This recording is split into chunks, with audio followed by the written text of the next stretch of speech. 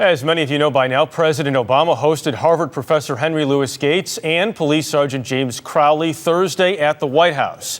So, what happened? Our chief White House correspondent Chip Reid has more on that. Chip, good morning to you.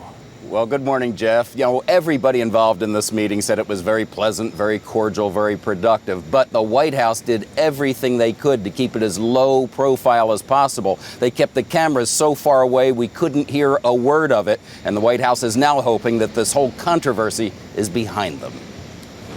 With a round of beer on the table, the president and vice president chatted amiably with Harvard professor Henry Louis Gates and police officer James Crowley, the two men who stirred up a national debate over racial profiling. Last week, the president said he wanted this to be a teachable moment for the nation. But shortly before the meeting, he seemed more interested in lowering expectations. This is not a summit, guys. This is three folks having a drink at the end of the day. And hopefully giving people an opportunity to listen to each other.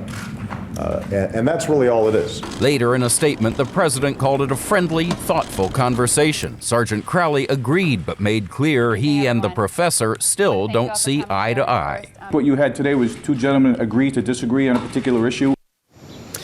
So in a statement on the web, Professor Gates said that he thanks God every day that we have police officers in this country who put their lives on the line to protect the public.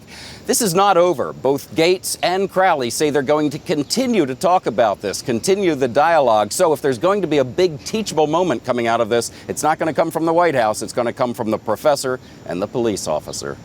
Maggie? So it's a start. CBS's Chip Reid. Thanks a lot, Chip.